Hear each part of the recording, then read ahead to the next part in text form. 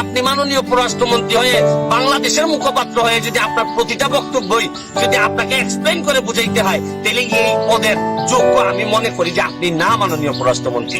বরং আপনি আরো ভালো কোনো পদ যদি থাকে, আমি মাননীয় প্রাইম মিনিস্টারকে বলবো যে ওনারা আরো বড় যদি ভালো কোনো পদ থাকে, যেখানে সব মনে করেন যে সৈয়দ বংশের লোকজন থাকে, খুব ব্রাহ্মণ সম্প্রদায়ের লোকজন থাকে, ওই জায়গার দায়িত্বে ওনারা দিয়ে দেন। কিন্তু সাধারণ মানুষ, নির্যাতিত নিপীড়িত মানুষের নেতা হিসেবে আমি মাননীয় পররাষ্ট্রমন্ত্রীকে বলবো যে যদি একটু শিকারও হয় তাহলে মাননীয় প্রাইম মিনিস্টারের কাছ থেকে শিখেন। আমি যেহেতু পররাষ্ট্রমন্ত্রী ছিলাম, সেই জন্য আমাকে বলা হয়েছে সেই সম্পর্কে কিছু বলার জন্য।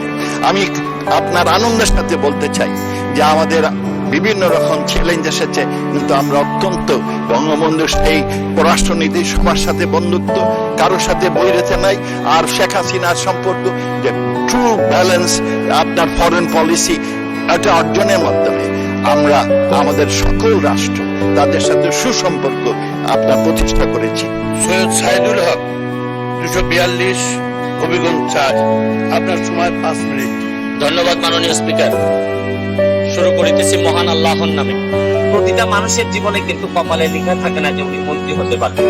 খুব অল্প মানুষের কপালে লেখা থাকে উনি মন্ত্রী হবেন। আর এরকম ভাগ্য যাদের থাকে, তারা মন্ত্রী হওয়ার পর, মন্ত্রী হওয়ার সাথে সাথে কিছু দায়িত্ব তাদের উপর অর্পিত হয়। Every achievement comes with a responsibility. আপনার জীবনের প্রতিটা অর্জনই কিছু না কিছু দায়িত্ব নিয়ে আসে। আপনি যখন একটা মন্ত্রী হিসাবে আসেন, তখন আপনাকে বুঝতে হবে যে আপনি কোনো অঞ্চলের মন্ত্রী না, আপনি সারা বাংলাদেশের মন্ত্রী। সারা বাংলাদেশের মানুষ, পৃথিবীর যে জায়গায় থাকে না কেন, এই সকল মানুষের মন্ত্রী আপনি। আর আপনি যদি কখনো পররাষ্ট্রমন্ত্রী হন, তাহলে ধরে নিতে হবে সারা পৃথিবীর মানুষের উদ্যোগম্য হয় এরকম কথা আপনাদের দিয়ে পৃথিবীর মানুষ আশা করে। আমাদের মাননীয় পররাষ্ট্রমন্ত্রীর একটু দৃষ্টি আকর্ষণ করতে চাই। আমার মাননীয় পররাষ্ট্রমন্ত্রী, আমি জানি যে ওনার ভিতরে কোনো 2 নাম্বারই নাই, ওনার ইন্টেনশনের মধ্যে কোনো 2 নাম্বারই নাই। কিন্তু আমার কথা হচ্ছে যে বারবার ওনার বক্তব্য নিয়ে প্রবাসী এবং এই সরকার মুখোমুখি হবে কেন? আমাদের মাননীয় প্রধানমন্ত্রী জননেত্রী শেখ হাসিনা যেভাবে প্রবাসীদেরকে বিভিন্ন ভাবে সুবিধা দিয়ে প্রবাসীদের একদম কাছে নিয়ে আসার চেষ্টা করতেছেন, এই সময়ে মাননীয় পররাষ্ট্রমন্ত্রী যখন অর্ধেক বক্তব্য উনি বলতে চাচ্ছেন, আমি মাননীয় পররাষ্ট্রমন্ত্রীর কথা শুনছি, উনি বলতে চাচ্ছেন যে কেউ উনাকে টুইস্ট করে, উনার কথাগুলো টুইস্ট করতেছে। আপনি যখন প্রবাসীদেরকে বলছেন যে নবাবজাদা, আপনি কিন্তু বলতে পারতেন যে কিছু সংখ্যক প্রবাসী নবাবজাদার মতো আচরণ করেন। আপনি কিন্তু দেখেন, আপনার ভাই যখন সাবেক অর্থমন্ত্রী মাল মুহিত সাহেব যখন কথা বলতেন, উনি বয়স্ক মানুষ ছিলেন। অনেক সময় এই আপনি রাবিশ টাবিশ বলছেন, এগুলো মানুষ মেনে নিছে, কারণ উনি বয়স্ক মানুষ ছিলেন। কিন্তু আপনি যখন তার ভাই হয়ে, আপনি একজন শিক্ষিত মানুষ হয়ে যখন আপনি একদম জেনারেল ভাবে কথা বলেন যে প্রবাসীরা নবাবজাদা, তখন সব প্রবাসী তো আর আমার মতো ব্যারিস্টার না, আপনার মতো এরকম ফ্যামিলি থেকে আসে নাই যে আপনার সব এরকম বলিষ্ঠ কথা এবং লুকানো কথা, ভিতরের কথা সব স্বাভাবিকভাবে মেনে নিবে। প্রবাসীরা এমনি থাকে দুনিয়ার কষ্টে। প্রবাসীরা যেখানে নিজের দেশের বাইরে থেকে মানুষ একটু সম্মান আশা করে, মানুষ একটু সম্মানের সাথে কথা আশা করে। আপনি যখন বলেন যে প্রবাসীরা আসতে পারে, আপনি বিভিন্ন কথা বলছেন যে লাখের লাখ মানুষ আসবে। আপনি বলতে পারতেন যে আমাদের আইন বিচার ব্যবস্থার অবনতি ঘটতে পারে, আমাদের এই ধরনের সিচুয়েশনের অবনতি ঘটতে পারে। আপনি কিভাবে বলেন যে প্রবাসীরা এইভাবে আসলে এত মানুষ বেড়ে যাবে, চাকরি থাকবে না, আর শেষে একটা কথা লাগাই দিলেন, দিয়ে বললেন যে আমাদের চুরি চামারি বেড়ে যাবে। এর মানে কি?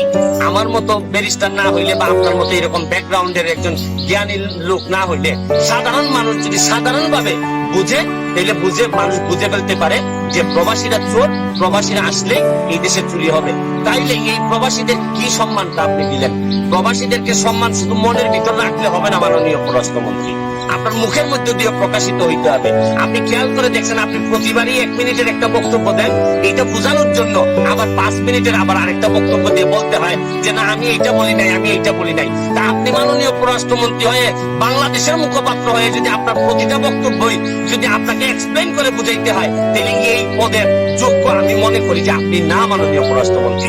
বরং আপনি আরো ভালো কোনো পদ যদি থাকে, আমি মাননীয় প্রাইম মিনিস্টারকে বলবো যে উনারে আরো বড় যদি ভালো কোনো পদ থাকে, যেখানে সব মনে করেন যে সৈয়দ বংশের লোকজন থাকে, খুব ব্রাহ্মণ সম্প্রদায়ের লোকজন থাকে, ওই জায়গার দায়িত্বে ওনারে দিয়ে দেন। কিন্তু সাধারণ মানুষ, নির্যাতিত নিপীড়িত মানুষের নেতা হিসেবে আমি মাননীয় পররাষ্ট্রমন্ত্রীকে বলবো যে যদি একটু শিকারও হয় তাহলে মাননীয় প্রাইম মিনিস্টারের কাছ থেকে শিখেন যে কিভাবে কথা বলতে হয়, কিভাবে মাননীয় প্রাইম মিনিস্টার দায়িত্ব নিয়ে সারা বাংলাদেশের মানুষের নেতৃত্ব দিয়ে যাচ্ছেন। আর আপনি উনার ক্যাবিনেটের হয়ে এই ধরনের বেফাস কথা, আপনার ইন্টেনশন ভালো, আপনার মনের ভিতর ভালো, কিন্তু মুখের কারণে আপনি কি এই প্রবাসীদেরকে আমাদের এই আওয়ামী লীগ এবং সরকারের মুখোমুখি দাঁড় করাই দিচ্ছেন না?